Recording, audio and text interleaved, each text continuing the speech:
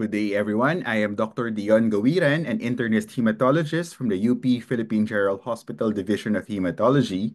And today, I will be discussing about patient blood management or PBM during massive transfusion. So we'll explore not just when and how we transfuse, but how we can do so safely, effectively, and in a way that improves patient outcomes.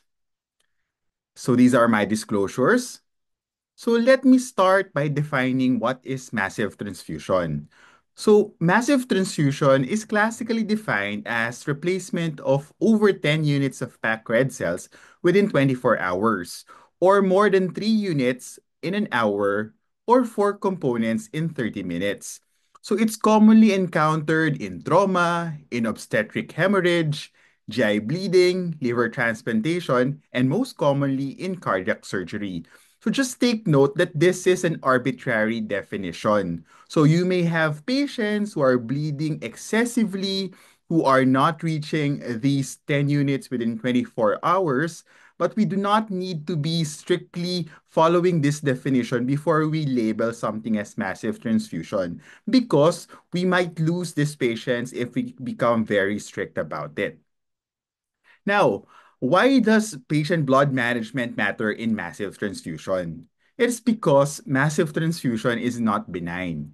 Your patients, they are at high risk of complications like coagulopathy, hypocalcemia, hypothermia, acidosis, and even multi-organ failure. It's not just about restoring blood volume. It's about managing the entire physiologic derangement that is happening in your patients. So why does patient blood management matter in massive transfusion? It is because it's not just about reducing transfusion, but also about using blood wisely. Your PBM helps us optimize your patient's physiology, avoid unnecessary transfusions, and ultimately to reduce harm. So it's about using blood smarter, not just less, with the goal of optimizing the patient's physiology and again, reducing harm. Activation of massive transfusion protocols, or MTP, relies heavily on clinical judgment. So this is very essential. Still, we have tools like the ABC score, which can help. A score of 2 or more for ABC, um, or active bleeding, or persistent hemodynamic instability, or the need for operation or angioembolization are considered triggers. So really, rapid decision making is key. So for the ABC score, we usually have scoring parameters. You give 1 point if it's a penetrating mechanism of injury, and another point if the systolic blood pressure is less than 90, and another point if the heart rate is more than 120, and one more point if the patient is a positive FAST or your focus assessment with sonography for trauma. So a score of 0 to 1 means low risk for massive transfusion, while a score of 2 or more is considered high risk, and that's the time where we consider activating your MTP. Once activated, your MTPs, they typically deliver blood components rapidly. And we often start with fixed ratios. Your typical 1 is to 1 is to 1 of your packed red cells, your plasma, and your platelets, no? So it is really preferred to use blood components for volume resuscitation for severely injured patients. And we'd like to avoid large volume crystalloid administration because that can lead to severe tissue edema. This will lead to stiffness of the lungs, and this will promote multi-organ failure. So we begin with fixed ratio transfusion. Again, that's 1 is to 1 is to 1. So that means 1 unit of packed red cells, that is approximately around 250 to 325 ml. And you also give 1 unit of fresh frozen plasma or FFP, which has a volume of around 200 to 300 milliliters, and that generally contains 80% plasma and 20% anticoagulant with the usual INR of around 1.1. And 1 unit of fixed your random donor platelets, no, or your single unit platelets, no. And That 1:1:1 ratio has been compared with 1:1:2 in the proper trial, and they found out that using 1:1:1 ratios, that leads to better outcomes. So that's how we usually give our blood during the first or the early phases of your massive transfusion protocol. We also use adjuncts early on during the MTP, like your tranexamic acid and fibrinogen concentrates, to help support hemostasis. Now, we also need to prevent hypothermia by using blood warmers. So, we should be using yung mga conventional or commercial blood warmers. We avoid putting the blood under direct heat, like usually mga drop light, because that can actually lead to hemolysis of your red cells if you directly expose your the pack of your red blood cell under direct heaters like your drop lights, no? So it's better to use either inline warmers or other commercial blood warmers if they are available. And we'd like to bring the temperature of the blood close to the body temperature. Of course, we need to continuously monitor laboratories like the hemoglobin, your platelet counts, the metabolic panel of the patients, and the hemostasis. And crucially, your MTPs really require close coordination across the trauma, the surgical teams, the anesthesia, the blood bank teams, even the teams that activated the MTPs, whether these are your internal medicine specialists or other specialists as well. And your hematologists also tend to help you out during the MTP to help coordinate these efforts and to also address some issues that may arise during the MTP, like problems in finding cross-match compatible blood and a lot more issues. So this is an example of a massive transfusion protocol. So this is the one that we use at the Philippine General Hospital. So it starts off with the patient, which is rapidly exsanguinating, and we check whether there are triggers for MTP. So as I have mentioned, an ABC score of 2 or more can be considered a trigger. Persistent hemodynamic instability, or active bleeding, which requires surgery or angioembolization. If you answered one out of these three different triggers, then you can activate your MTP. We usually involve the TCVS for us to be able to establish a central venous access. The hematology and transfusion medicine comes in for compatibility and transfusion-related concerns.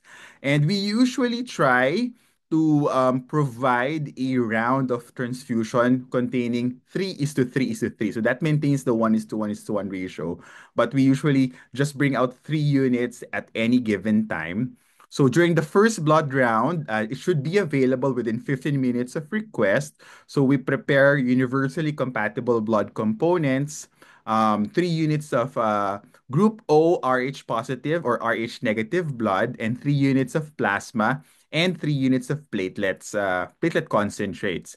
During the succeeding hours, so we try to give the blood and make it available in 15-minute intervals. But during the course, we can already prepare some cross-match or group-compatible blood products once they're already available. Of course, there's a importance of a very good paramedical staff to be able to coordinate these efforts, to send the samples and retrieve the blood.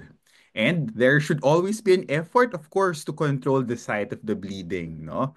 Once the patient is adequately resuscitated, stable, or increasing BP, or improving heart rate and improving urine output, then we try to taper off the treatment, no? And we transition into goal-directed transfusion already. So hindi na yung 1:1:1 ratio.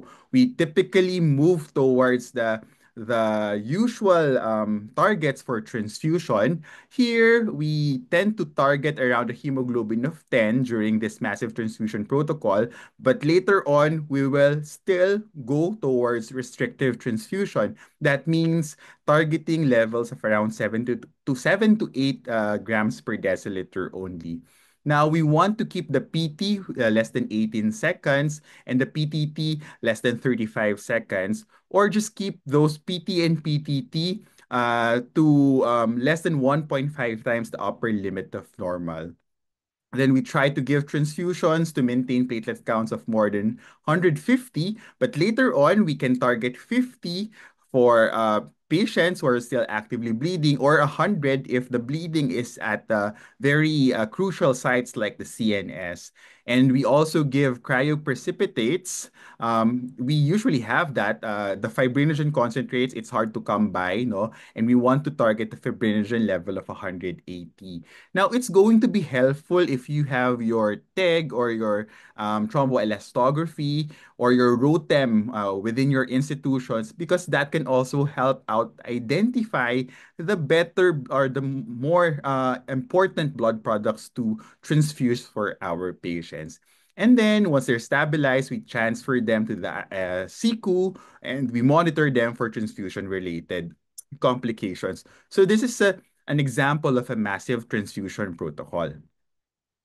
Now, what are the core principles of your patient blood management? Your PBM is actually built on three pillars. Number one is optimizing your erythropoiesis. Second is minimizing blood loss and bleeding. And third is improving tolerance to anemia. So these apply whether your patient is in the ER, in the OR, or in the ICU, or any other location for that matter. So for the first pillar, which means optimizing red cell mass and preventing anemia, of course, if you are going to have an elective OR, we'd like to correct the iron deficiency and anemia first prior to proceeding to the surgical procedure, no? If we have time. Hopefully we do. So that means there should be an early coordination and there should be an early check of the patient's CBC. And if the patient is anemic, we would like to do some iron studies, request for serum ferritin, for us to be able to identify if there's preoperative anemia. No, so still for a majority of patients, the preoperative anemia is due to iron deficiency anemia. And that's easily correctable by giving oral or IV iron and the use of erythropoiesis stimulating agents like your epoetin alpha where appropriate, no? And we should be avoiding iatrogenic blood loss. That means we should be limiting unnecessary blood extractions. We should avoid recurrent or daily blood extractions when you don't really need the results, or the results won't really change the management of our patients. So we should be avoiding those decahon orders of doing daily blood tests when they're not really necessary. And some of the institutions also recommend using pediatric blood extraction tubes, oh, or yung tubes themselves, so that to minimize the need for blood draws during blood extractions. Now, for the second pillar of minimizing blood loss, your tranexamic acid, actually, that's very important, no, for PBM, and it has been shown to reduce mortality in trauma and postpartum hemorrhage, but this has to be given within 3 hours for best effect. And of course, early bleeding control is key, whether by surgical hemostasis, using interventional radiology techniques like your angioembolization, or via endoscopic techniques as well. Now, always address the deadly triad. And by deadly triad, that means preventing hypothermia, correcting acidosis, and replacing calcium when necessary. Now, for the third pillar, optimizing tolerance to anemia, take note that not every patient with anemia needs transfusion, no? So when you have already shifted towards the goal-directed transfusion part of your MTP, you can actually aim for hemoglobin levels of more than 7 unless the patient is still actively bleeding or having ischemic symptoms, no? And you should be tailoring your decisions to the patient and not just to an arbitrary number. Okay? Now, beyond ratios, we should be monitoring actively. And the standard laboratory monitoring for patients who are undergoing MTP includes requesting for your complete blood count, checking the hemoglobin and the hematocrit and the platelet count, your PT, PTT, your fibrinogen, and your arterial blood gases, electrolytes, and metabolic parameters. So the challenge really is for MTP is to have good coordination with the laboratory because some or if not all of this standard laboratory monitoring tests will take time before you see the results. So they are not point of care tests, no? So there is some turnaround time before you get these results. So if you're going to establish a massive transfusion protocol program in your institution, you need to have need to have communication with your laboratory for them to expedite these laboratory tests because you need to see these results as soon as possible. There are some MTPs which are actually advocating monitoring these tests every 30 minutes to 1 hour for actively bleeding patients. But of course, you can tailor that depending on the clinical scenario and of course the capability of the institutions. Again, we monitor the PT, PTT to know whether we're going to need some FFP transfusions, the hemoglobin to know whether we need to transfuse red cells, and the platelet counts to know whether we need to transfuse platelet products. Your fibrinogen concentration will help us identify if we need to give cryoprecipitate. And your ABG, of course, you want to make sure that your patients are not acidotic. Check the electrolytes, especially the calcium and then the potassium of your patients and other metabolic parameters. Now, in centers with access, your TEG and ROTEM, they will offer real-time physiologic assessment of coagulation because these are point-of-care tests. So you can do it really at bedside and you will get results as early as 15 minutes. And the results are really easy to interpret and they will really direct you whether you need to give transfusions or not. Now, the key is real-time, actionable, patient-specific monitoring. Again, fixed ratios are useful initially, your 1 is to 1 is to 1, but we must transition to targeted therapy based on the evolving data and clinical status of your patient. Now, we have to take note of special considerations during MTP. And one important problem that may arise would be your coagulopathy.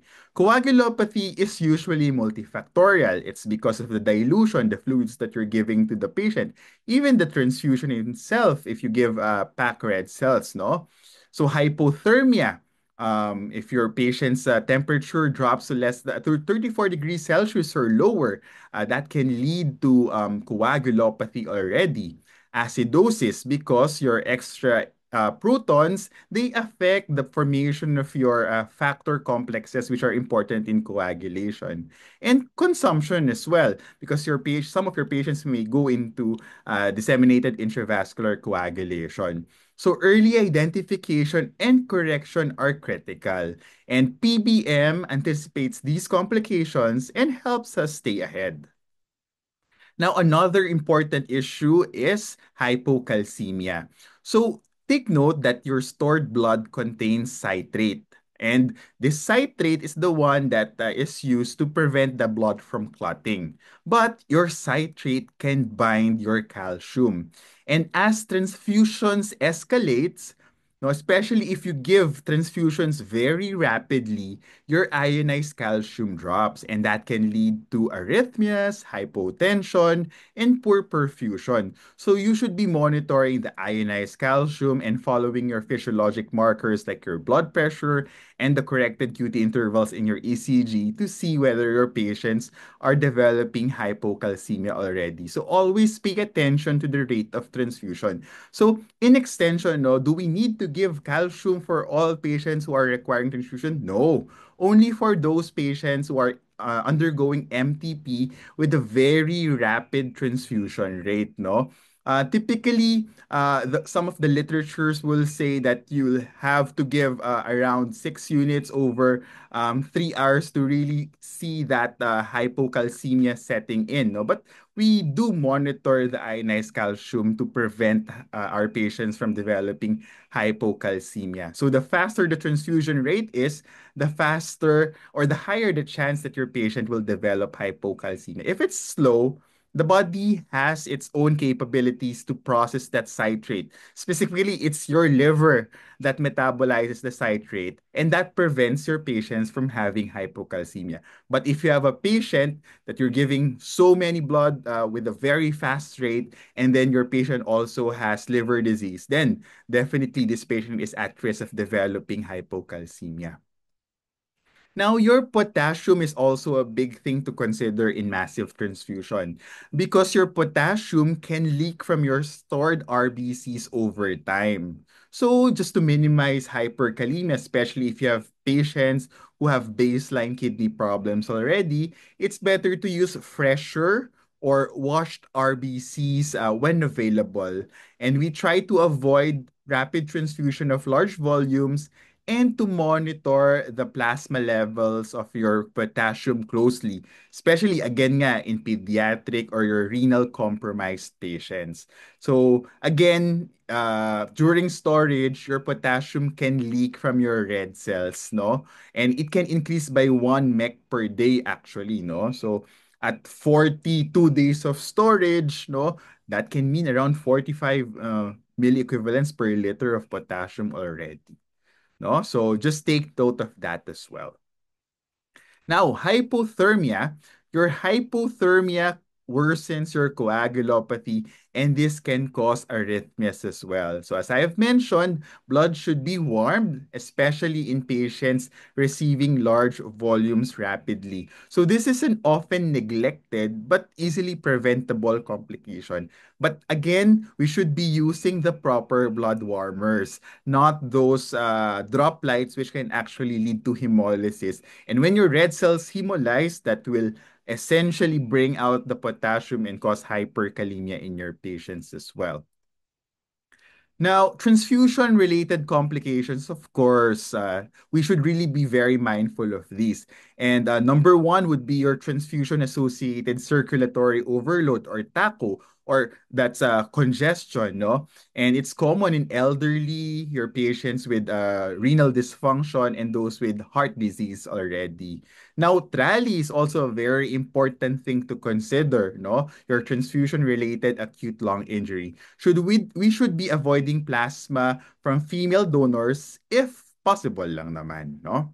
No, and of course, take note of infections as well, the transfusion transmissible infections, and iron overload for those who are chronically transfused. Now, PBM helps us weigh these against the benefit, no?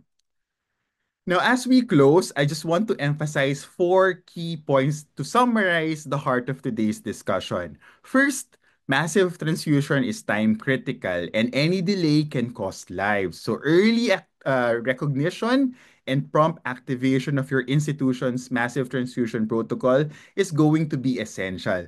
But activating the protocol is just the start. Equally important is how we're going to manage the transfusion, what products we give, when, and how we monitor the patient's response.